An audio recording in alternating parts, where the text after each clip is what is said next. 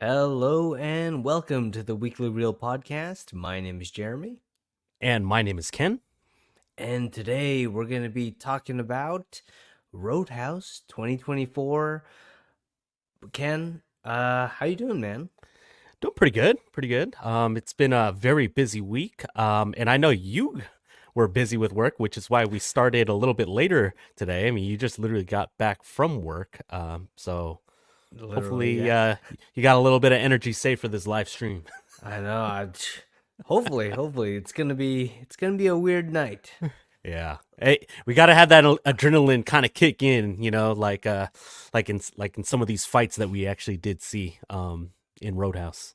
Yeah, man. There's a lot of energy with this movie, and I'm curious to see what you think about this movie. But Ken, I want to remind everyone, and especially those who usually listen to us on Spotify, I want to let them know we're actually live right now. And yeah, where do we Woo! usually stream, Ken? Well, we stream on a little platform. We give it a little bit of time. Maybe they'll make it. We stream on YouTube. And so I want to shout out our YouTube live stream audience right now. We do see a comment already. Welcome, for Show Jax. And I just want to obviously welcome you guys as well as the ones that will be joining a little bit later on today. So I want to encourage everyone that we will have opportunities to address any of the questions or comments that you might have throughout the evening. Obviously, if it's related to part one of the movie, and Jeremy will introduce that movie shortly, but also part two, where we will have another episode of the Soup du Jour, where we will be talking about movie remakes. And so, if you can think of some of your favorite movie remakes, we would love to hear about those. So, do some quick internet research. We'll have a little bit of time for you in part two. Yes, part two. That will be in a little bit, but remember, we're going to be talking about Roadhouse 2024 first, starring Jake Gyllenhaal. And Ken, I actually have this is Jeremy's story time real quick. I didn't tell you I Ooh. was going to do this, but I'm hosting, so we'll see what happens. Um so recently I was talking with this person that okay, they're a nice person. I don't want to like brag on them or anything, but the song, like a song by Taylor Swift was playing, okay? Mm. And apparently, I didn't know this, not in any real detail, but apparently, like Jake Gyllenhaal and Taylor Swift were a thing. And he's like, oh, yeah, this Yes. song is about Jake Gyllenhaal. I'm like, oh, cool, really? And me, like, I have no idea what's happening. And okay, also disclaimer, I like Taylor Swift songs. I like Jake Gyllenhaal movies. So, but if I I have think to take a I think you're side, in the majority though. You're in the majority. okay, I don't think okay. there's anything wrong with that. All right. Just covering all bases here. You don't know what's gonna happen.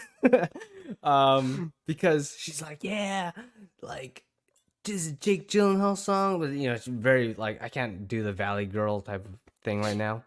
But yeah, she's like, yeah, this is why a lot of people like they don't like Jake Gyllenhaal. No one likes Jake Gyllenhaal anymore. I'm like, I like Jake Gyllenhaal. I literally said this, and I was like, she's like, oh. I'm like, yeah. Taylor Swift fans are kind of scary. Yes. Swifties are we'll just say they're loyal. Yes, but I was like, that's in a good way. Fandom. Yes. Don't get me started on Star Wars. All right. Wait. Only because I'm not really too caught up on some of these things. I did know that they used to go out. What was the Mhm. song? Just out of curiosity. Honestly, I don't know. You're gonna have to sing it to me offline. I'm No, I just don't. kidding. I think it was Offline, even like a offline. remix. Yeah, yeah. Okay, Or okay. else, she's gonna come after us. Yeah. Okay, for ruining her song by me singing. All right. For anyone that hasn't seen Roadhouse 2024 first, this is your spoiler warning because I'm going to give a little bit of a rundown of what's happening. So, Dalton, a former UFC fighter, now a drifter, is hired to clean up the rowdy roadhouse while trying to fend off a rich boy and his goons from taking the land. Yeah, taking the land from her. So, ooh. Ken, first of all, I want to ask you real quick before we get into the double feature. Have you seen the original Roadhouse? Uh, I was planning on it, and then life got in the way because I was gonna do actually a double feature after I screened this one. So I was gonna go right into that one, but then I was like, you know what? I haven't watched anything new for part 2 of this episode, and so Mm, I decided to watch it something new there. And then I was like, okay, I could do it tomorrow, and then that tomorrow I just never happened. never happened. But Okay. I'm curious. I eventually will watch it. Okay. So Um, because I was almost gonna say, should I mention some spoilers for go ahead. that? All Go right. ahead. It's 1989. Original Roadhouse. Obviously, this is a remake. It's fair game if it's something that happened in the 1900s. Okay. All right. Fair enough. Okay. By the way, Sean Tierra also says he's, I think, watching. I'm still watching. I'll come back in 30 minutes. That's a good idea, Sean. Go finish Roadhouse, the new one, The new one, yeah. and come back in a little bit. Yeah, come back as we talk movie remakes in part 2 and think of some of your favorite movie remakes, Sean. Yes. And give us your thoughts on Roadhouse when you come back. Yes. All right. So the double feature, for those who don't remember, is where me and Ken each come up with a question. We don't know what we're going to ask each other. And yeah, we're just kind of spontaneous. Okay. Can't even talk right now. It's been a long day. Yeah, it's been a long day. Here we go. So I feel like Roadhouse, this movie, it's like a tale of two halves, in my opinion. Um, the first half of the movie is kind of like a smaller, kind of 80s Western movie type vibe. Then the second half is the darker, grimmer, kind of more over the top movie. Um, which half did you kind of prefer? The first half. I don't know if it's because, well, we got a lot more Jake Gyllenhaal. I felt like easily he was the best part of this movie. I love this character, and so that I'm kind of curious. I'm assuming Patrick Swayze plays the same guy or maybe similar character to Jake Gyllenhaal in the original. But I got only because I've recently watched it in the last couple months. I got Reacher vibes from season 1, where he's a drifter, and all of a sudden something happens, or just circumstances bring him to a place where he's got to kind of blow on into a random city, and he's got to clean up everything. So I enjoyed that part, and like I liked the some of the side characters, like what was it, Charlie, that little girl that and then her dad Yeah, let's that see. that Oh, Dalton meets in the book store. mm-hmm. And Okay, yeah, so yeah. and obviously the people within the Roadhouse, they all seem likable and not too vanilla, I don't think. Especially the owner, who's the owner again? Sorry. Frankie. Yeah, Frankie. Yeah. I felt like she was a little underutilized, to be honest. I wouldn't have mind seeing her a little bit more on screen. But yeah, I just enjoyed seeing Dalton struggle as he finds his like bearings, and adjusting to his new role as the bouncer for the Roadhouse while he lives on the boat. Yeah. The boat. Dude, I actually like that. Yeah. Because if you do eventually watch the first movie, The Roadhouse, is called The Double Deuce. Oh. And there's a restaurant, I think, near the book house called The Double Deuce. I wish they Okay. kind of just called the Roadhouse The Double Deuce again. I think that would be funny, but Yeah. the Yeah. Roadhouse is fine. Yeah. Okay, my thoughts on the first half, because I think we're gonna talk about the second half in just a bit. Um, I also like the first half a lot, especially I watched the first half of the old Roadhouse first. kind of Mm. I watched an hour of that movie That's then weird. watched the new one. Yeah, and then I finished the new one. Or sorry, the old one. The old one. Yes. And Okay. so with this starting this movie, when you see Dalton, Jake Gyllenhaal's character, like stop on the tracks and just contemplate Suicide. getting that train. I'm trying to YouTube uh the train Oh yeah. hitting his car Yeah. while he's in it. Um yeah, I was like, wow, this is much darker than the 80s version. And Yeah. that's what kind of made it different for me. But it had that still 80s kind of corny kind of swagger about it in that first half, and that the building up of the story of Roadhouse. I think that's what I liked. Like you said, the cast of characters was very 80s Mm-hmm. uh feeling. Like the bookstore, I actually feel like that was a much better comparison to, because they blow up another place in the original movie. I feel like the one in the remake, it hit harder Mm-hmm. personally for me. Maybe because there's a child in danger that you kind of have to care for. And also, you're burning books. That's never a good thing.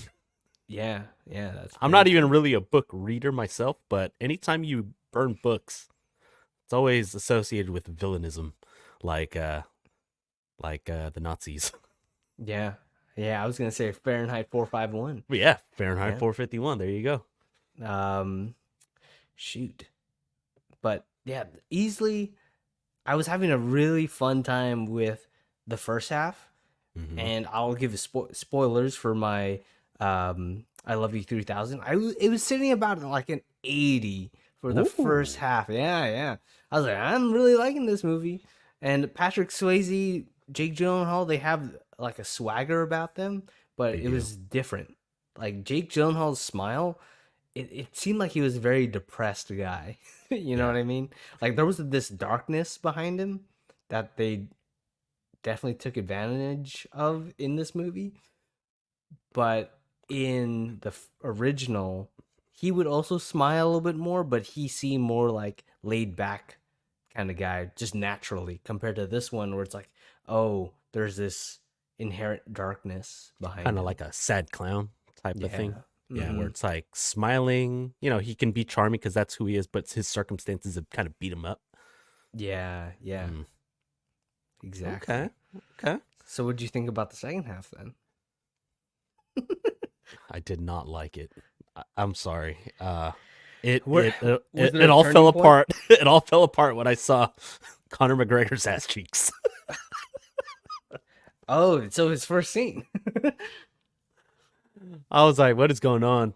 It wasn't even that, but I don't know. It was just a lot of it was over the top. Obviously, I'll get it more into it on my real review, but I don't know. I don't know if it's because I never watched the original Roadhouse, but from what I hear, that movie was a little over the top. Obviously, it was made in the '80s, and I don't know if Doug Liman wanted to pay homage to it rather than come up with maybe his own vision. So I feel like that's kind of like the gift and curse of doing a remake is that, okay, are you going to try to make something that is, more in line with the original, or are you going to take creative liberties and make it your own? So again, I've not seen the 1989 Roadhouse. By the way, it's streaming on Max. We're still not sponsored by Mhm. Max. But yeah, I don't I Conor McGregor's character reminded me of Jason Momoa's character in Fast X Oh, with shoot, the that's over a the good compare. topness. You know what I Yeah, mean? that is a perfect comparison. Except Jason Momoa is an actor. Conor Yeah, McGregor is not an actor. that's So there were degrees to like going over the top. And his was a train wreck, in my opinion. oh, okay. Shoot, I feel like I Hmm. don't feel that harshly about it. I Oh, try to see it as oh, he's a 80s villain. yeah. Like he's very much that, I feel That, like.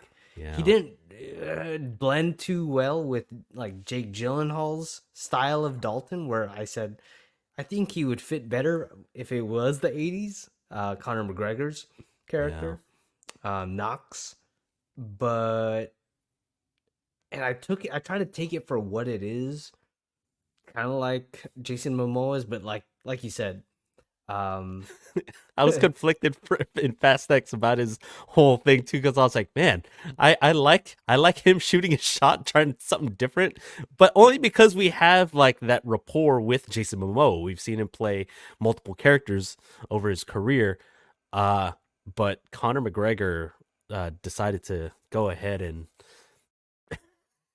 literally just shoot it. I don't know. His accent and his voice was weird to me the entire time. yeah, I His couldn't get delivery. over it. I couldn't like tell if he was trying, like what was he trying. Okay, look, I don't know that much about Conor McGregor. Yeah. Um, remember when he would just walk, like kind of like That's almost his like he's signature. really okay. I was wondering. I was like, he's just. It looks like he's wearing freaking flippers, on his feet. I'm like, is that like a Conor McGregor thing or Yeah. what? That is his swagger. Actually, Okay, did you catch the stinger at the very end? I did. Okay. I just wanted to make sure that you caught that. And for those of you who have not who watched the movie and maybe just switched off the movie, there's actually a little stinger at the end, a little Easter egg with Conor McGregor doing Yeah, this you thing. get to see more butt cheeks. We do have some comments. Yeah. Jacqueline English says Jake Gyllenhaal is so hot in this movie. Fire emoji. Spicy. Okay. And she also says Conor McGregor is so short. How tall is Conor McGregor? Do you know? That's a good that's a good question. Let's go look it I'm up right now. I'm gonna guess 5'7". You are incorrect. He's 5'9". Oh, really? Wow, they Yeah. made Jake Gyllenhaal look really tall in this movie. Yeah, exactly. It's pretty good. Oh man. My half of the double feature, because again, there's two halves of these things, right? The double feature. I know that Jeremy, I forget if it was the last episode a couple weeks ago or the episode before, you did a binger cringe variant. Today it's my turn. Hmm. Here's my binger cringe variant. What was the best aspect of Roadhouse 2024? Or, so you could share whatever that is, or name at least one thing you would change to make Roadhouse 2024 better. Oh, damn. Okay, can I do both? If you want, go ahead. Yeah, it's our podcast. We can do whatever we Okay, want. all right. Because I think the obvious one is Jake Gyllenhaal for Yeah. Binge. Um, he's easily the best thing about this movie. I think it being like the modern version, and nowadays everything is kind of darker. Everything has to have like a reason for happening. And for his decision to make the character darker than what it was in the original movie, there's similarities, obviously similar backstories to the original, but the way that Jake Gyllenhaal played it was much more like real. Mm-hmm. In the original movie, there was this darkness behind Patrick Swayze's Dalton, but I didn't feel like. And then he would go back and forth between being really happy and really like angry, and Oh. so that kind of like that was kind of jarring to me. Compared to this, I could see like when Jake Gyllenhaal would snap. I was like, I felt like that was coming the entire movie. Yeah. Um, so but the biggest thing I would change, the one thing I would change that would make it better for me was probably the villain. What's his name? Ben. Ben Brent. Yes, Ben Brandt. Because him and Conor McGregor, Knox is Knox. Mm-hmm. I get it. Like I liked Knox as the physical villain, and you Yes. kind of have this dynamic also in the original Roadhouse, where there's the head honcho guy with the top henchman, and what I didn't like for Ben Brandt was that he was the son of the guy he's actually working for, and we never get to see. The dad. Yeah. What was his name again? I don't even know. I don't think they even mention his I name. think they mentioned it quickly. I was watching this movie with subs on, but I remember Conor McGregor, or sorry, Knox was talking to him on the phone. But remember from the correctional facility, it was like a Hmm. collect call. I think they mentioned the name. I want to say it was like Glenn. Maybe I'm thinking Glenn Powell. I don't know. I think Glenn Powell's been on our minds this entire season. I know. So Jeez. go watch our last episode. Yeah. Shameless plug. Anyone but you. Um, But no, yeah, I hear what you're saying with where get a we didn't get to meet the dad, especially if he was going to be the big bad or the one pulling the strings behind trying to get control of the Florida Keys. yeah. See, I thought that he would eventually show up, Hmm. but then he never does. And then the son is like a B villain already. Yeah. And then there's Knox, which I get. He Hmm. plays his role in terms of being the physical obstacle for Dalton, but you Hmm. need someone like evil with brains at the top. Yeah. And I think that's what the original does better. But yeah, the villain is still like is probably the weakest thing for me that I would change. Like I was thinking about what you just said. It kind of reminded me of the first John Wick, where we got Theon Greyjoy. I forgot his Alfie Allen, I think is his Yeah. name. We kind of got like him, the son being a little bit more wimpy or whatever, but we got to meet the boss, the dad. We Hmm. got to he was menacing. He had a presence about him, and he was talking about the Bobo Yaga. And I felt like that's what this movie was missing. You know what I mean? Even if we didn't get to see him, but at least see him kind of in the background, just pulling the strings, would have been nice. Yeah, like I didn't know if they were trying to set up a sequel movie or Yeah, if we were eventually going to see him, but we never did. And I don't know, would they make a sequel to this movie? I don't know. I mean, I'd probably give it a shot. I mean, I probably like this movie less than you did, but yeah, to answer my own question, I literally, it seems like you were kind of reading off my notes, in that's kind of what I would do. I would in addition to that, I'd probably give Knox less lines, Yeah, he but was in a lot in the second half. he had way too many lines, and I kept hearing that weird accent that he was trying to do for the entire movie, and it just threw me off. He could have just been that guy that was like, okay, the right hand man that just beats up everyone, and you know, I would have been fine with it because his fighting obviously would look credible, not like Post Malone. Post Malone, they had the CGI his stuff. Yeah, yeah, I was like, oh, that's Post Malone in the beginning of the movie. All right. All Oh right. my god! But yeah, either that or, and again, maybe again it's because I haven't seen the original, so I don't. They purposely cast someone like Conor McGregor to be over the top kind of 80s villain. You know who would have been pretty cool as like a more silent like UFC fighter that's the muscle behind this whole thing. Oh. And I don't know if it would have maybe worked, but I can picture GSP, George St. Mm. Pierre, like because we get to see him a little bit in the MCU, and he looked pretty. I mean, he's in one of our favorite movies, Captain America: The Winter Soldier, Yep. and dude, his fighting was like pretty crazy, and he just looks like a villain. He reminds me of, again, I think we talked about it 2 weeks ago, Robert Patrick in Terminator 2: Judgment Day. He doesn't need to say anything; he just needs Oh to look yeah. mean. Mm-hmm. So, but I mean, yeah. they could have done that with Conor McGregor, just have him talk less. Like But again, I Chris get it. Chow. Oh yeah, sorry. Not Here's Chow says Knox got to put some pants on. I bet you a lot of dudes that didn't want to see that, especially in the beginning. I was like, especially when it was like bending over. I was like, no, why? Yeah, there was that awkward cut where in his first scene he was like taking the jacket or taking the clothes. He tried to be all Terminator like, and then it just cuts and all of a sudden there's like fire and explosions behind him. I was like, okay, that was a weird cut. Yeah.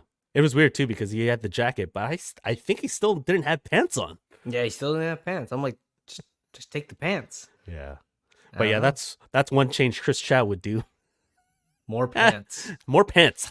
I agree wholeheartedly. Yeah, it's fine at that point in time.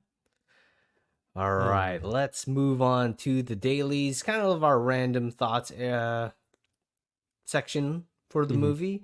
I feel like there's a lot of random thoughts for this movie. Um, I want to like, okay, how did you feel about Dalton when he killed that one guy when he like hit him in the throat, and then that guy like drowned in the pool? That was How'd so you badass. I see? thought that was my favorite part. Really? Yeah, I don't know How? why. I don't know, maybe psychopath or whatever. But I was, it gave me a little bit of weird Joker vibes or something like that because he was like, or man, what was his role in where he kind of played someone crazy? Nightcrawler. Nightcrawler, yeah. Yeah, I mean, not as violent or whatever, but yeah, I just feel like he kind of tapped into that a little bit, and I was there for it. I don't know. That's just me. I feel you. I when he was talking with and he wouldn't like blink and stuff, I was like, oh, he's going full Nightcrawler right now. Yeah, Um, dude. honestly though, because when I only watched the first half of the original Roadhouse when I watched this movie, and when that happened, I was so like taken aback. I was like, "What the heck? He just killed a guy!" Like, and I didn't know how to feel about it. As the hero of the story. I think that he's damaged.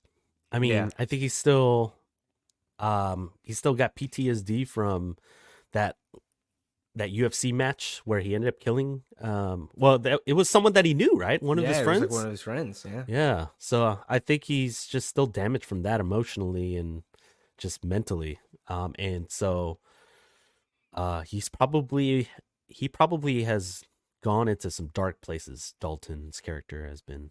see, like when I saw that scene, my score went like, and I watched the rest of the movie, my score was down like lower than what it is now. Mm, But after some time thinking about it and thinking about the reasons of and kind of reflecting on the rest of the movie and watching the original movie, yeah. uh I liked it. The decision more Yeah. to have him kill him that way. Specifically, okay, I don't this is a pretty big spoiler for the original. He kind of does something similar in the original, but he literally, in 80s fashion, with his bare hands, rips a guy's throat out. Ah, yeah. It's like wait, who did that recently? I don't know. But when I saw that, I'm like, okay, maybe the way they did it in the new Roadhouse is it's still over the top, Yeah. but it's more believable. Yeah. Um what'd you think of the some of the action scenes? I liked most of them. Yeah. Like the slap fight That was so in the good. that was probably the best one in the movie, honestly. Yeah. Kind of wish Uh, they didn't give that away in the trailer.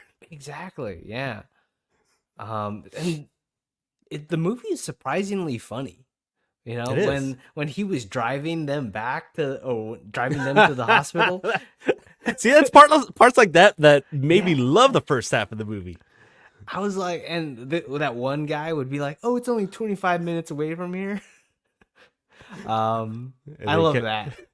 that guy was my favorite side character, actually. I Yeah, he was so good. think he broke my But arm. it got so dark though, Yeah. because it's like later on, it's like, "Let me live, man." I'm like, "Oh shoot," Hmm. because he knows what happened. Yeah. Yeah. I was a bit okay because there's the camera work with that first slap fight scene. I also like the first fight of Dalton and Knox in the Roadhouse. I Yeah, thought that was good. that was good. I think the final fight with him and Conor McGregor went a little too much in terms of the way the camera was just like sliding around. I was like, oh, it feels okay. It's like, hold Little on, over the Doug top. Lyman. Yeah. Yeah. Because you remember that one shot in Edge of Tomorrow, also directed by Doug Doug Lyman, Lyman. Yeah. when Tom Cruise is just like running around with his freaking mech suit and the camera would be following him. It felt like that the entire fight scene. I'm like, that's too much. I know we're trying to go over the top, but there's a point where it feels like everything's sliding and punches aren't as heavy as they probably should be because of the camera work. Okay. Except for the sound design was on point. Yeah. Yeah. I actually the head to head stuff was pretty good. Yeah. Sean Tierra is back. He said it was the greatest thing I ever watched. That's what he also said about not Madam Web. Madam Web. Yeah, was it Matt? Was it? Anyone but you. Anyone but you. He said all it said for Connor's script was be yourself. But with a weird accent. But yes, I was like, just talk normally, man. If you can't do a voice. There were some points where I thought he was doing some weird Ezekiel Sims dubbing thing. Oh. I don't think it was. I haven't like looked too closely, but I think it was just a weird choice with whatever accent he was doing. Yeah, it was very strange. Anything else that we kind of missed? I feel like this movie was pretty straightforward. Yeah, it was pretty straightforward. I feel like the love interest was just. Oh yes. It wasn't bad, but Rat it wasn't Catcher. like. Yeah, Ratcatcher 2, by the way. Right, yeah, Ratcatcher 2, sorry. You're right. I like that one scene where they go to that island and just drink beers. Oh, man, dude. I was like, man, that sounds good right now. Like, I would rather not go to work and just go to the Florida Keys and sit on a lawn chair in the middle of the, is that technically the ocean? Yeah, I guess so. And he just wanted to leave. I was like, no. I know. What's wrong with you? Come on, man. Come on, Ratcatcher 2 2 is is there. looking pretty good. Like, come on. He's depressed, man. I think that's why. Luckily, he let down his guard a little bit. Yeah. What'd you think of Ratcatcher 2's dad and his nickname? I can't say it out loud. Oh yeah. The sheriff guy. The sheriff guy, yeah. Yeah, I thought he was a little all over the place, right? Yeah. I trying to figure out what his allegiances were. I also felt that way, and it's similar in the freaking original. So that thing wasn't really improved upon either. And I was honestly, when I was watching the first one and thinking about this one at the same time, I was like, "Oh shoot, which one happened in which movie?" Sean also says Post Malone in the beginning was a bit random, though. Do you wish Jake Gyllenhaal fought Post Malone? They wanted to showcase his weird punches. And his song. The song was playing in the background. So yeah, there you go. It had to be product placement. Yeah, product placement meaning him.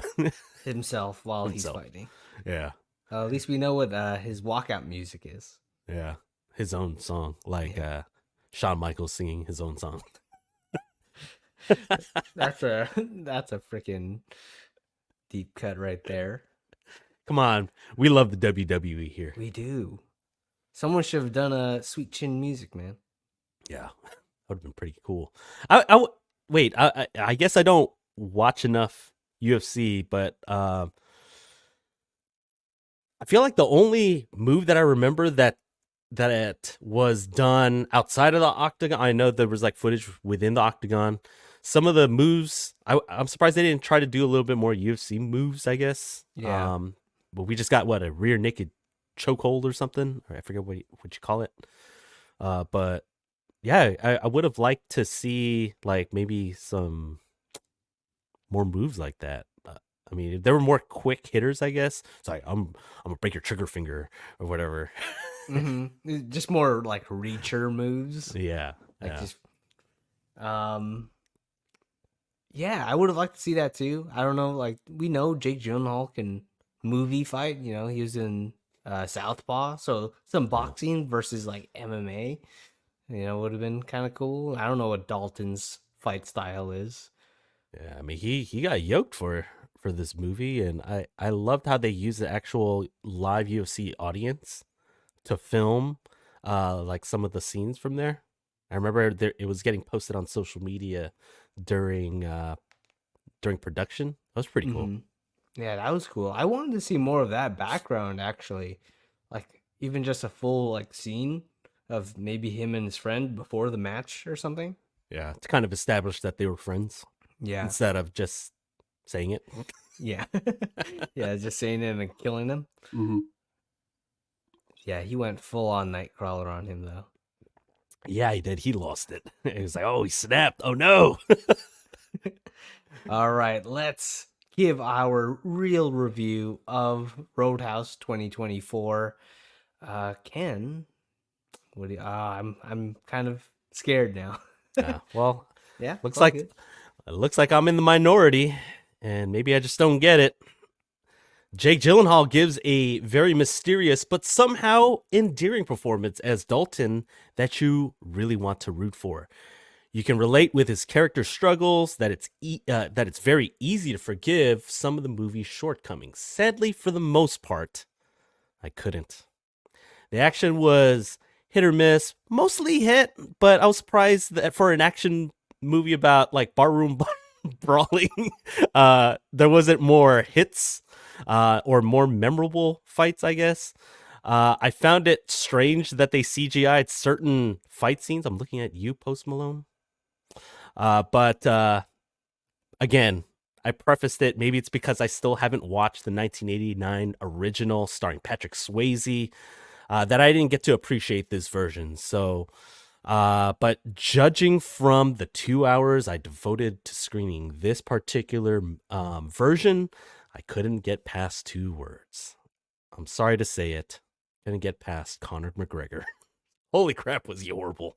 I know he is best known for running his mouth, but his entire role as Knox gives Ezekiel Sims a run for his money for weird voice or a weird accent. I'm not sure what he was trying to do. Again, maybe I just don't get it. I will admit that my I Love You 3000 score for Roadhouse is a little incomplete because I kind of want to watch the 1989 version before I give my final. But for now, I'm giving it a 1560 out of 3,000, 52%. Okay, all right. Ooh, I didn't hate okay. it. Yeah, you didn't hate it. You just didn't like it. Yeah. Yeah. Yeah. Jake Gyllenhaal redeemed this movie for me. He was so good. Yeah, see that I hope they do a sequel just to see like maybe an original story rather than a retelling with a fresh new new coat of paint because for me Roadhouse gives a fresh new of paint to the 80s classic. It does some things better, such as fights, darkness to the storyline, but also does some things worse, like the villains, the pretty rich kid that has no charisma. Um, but it also doesn't have the flair of the 80s to make it a cult classic. But I think it's still good enough for a good time and good enough to put it in the good pile of remakes. So I'm giving it a 2190 out of 3000, a 73%. Mm, very interesting.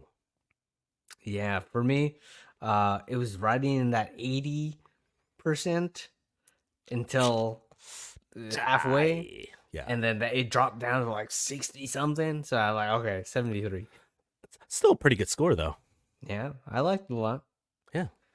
All right, but let's get into our favorite game here on the Weekly Reel podcast, which is Guess the Rotten Tomato score. Ken, you are still up by 1 point for now. It is, you have 3 points, I have 2 points. And to remind everyone, we do guess the score ahead of time to make everything fair as possible. But Ken, what is your guess for Roadhouse? To be honest with you, after my first screening, I was like, man, I have no idea how Rotten Tomatoes score is gonna what how everyone will score it. I was like, okay, I could see people being harsh about it, but again, I feel like people that have that nostalgia factor may give it a bump. Ultimately, I went with my gut. I don't know if it's a great score. I'm giving it a 39%. 39%. Okay. So for me, my rationale for my score was I felt like the critics or people, yeah, the critics that did see the original would bash this movie. Yeah. And people who haven't seen it would probably like it more. Mm. So I am guessing a 63%. Oh, fresh. Nice. Yeah. Barely. All right. So here it is.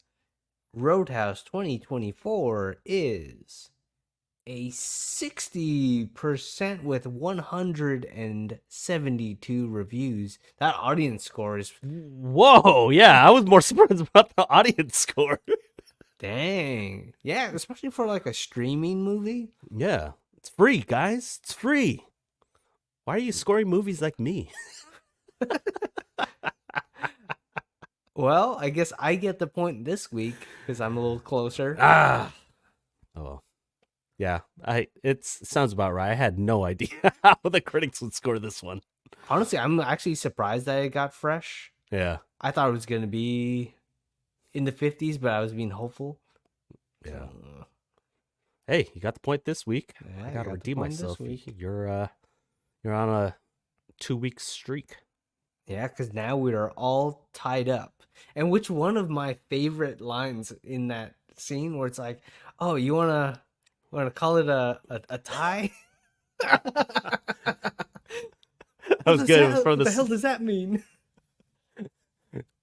What was it? A draw? It was a draw, I think. Oh yeah, sorry, it was a draw. That means we both win. Yeah, that means we both win. It's like, no, I want to win. That was so good. I was surprised that guy died by a crocodile. I know, and we never found the body because crocodiles hide their, or what do you call it? They hide their food or something. I forgot. Yeah, they hide their prey. I forgot. Yeah, Or, because yeah, they got that one dog. I was like kind of sad about that. yeah, Chauncey. Chauncey. Yeah. See, like, see jokes like that. I don't know. I like that. Felt very Reacher-esque. Callbacks, you know. I don't know. It's making me want to watch Reacher again. I mean, Reacher is better.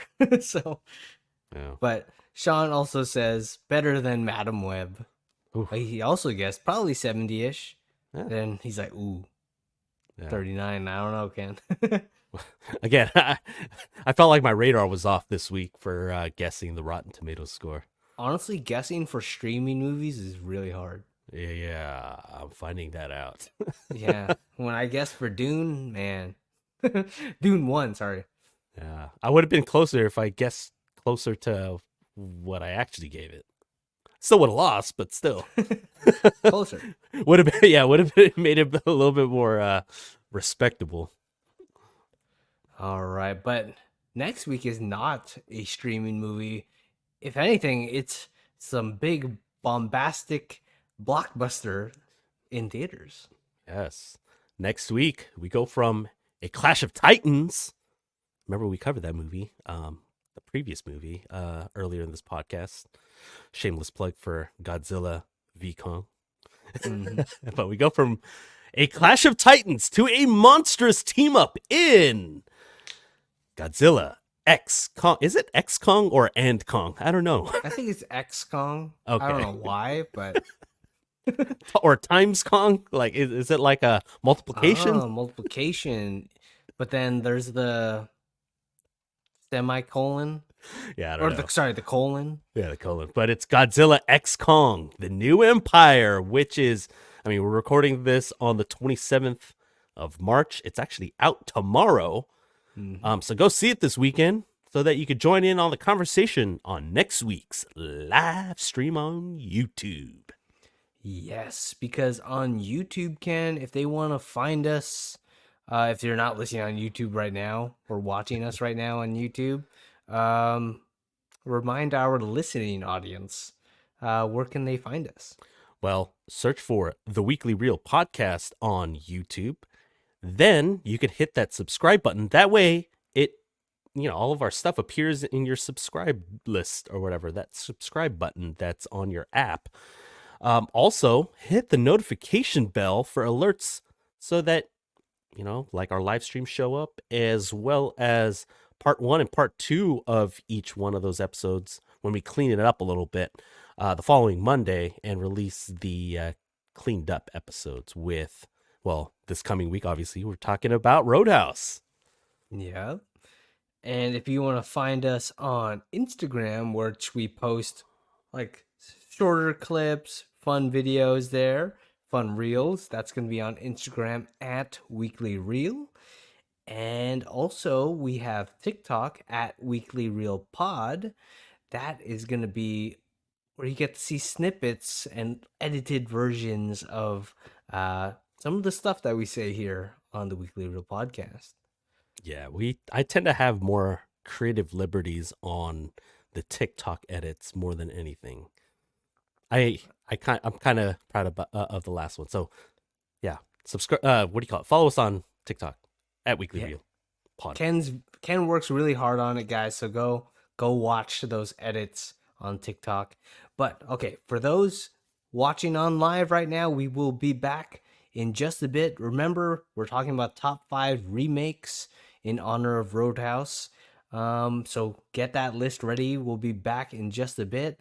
And for those just listening in the future, when this is on Spotify or Apple Podcasts and all that stuff, we'll see you next time on The Reel.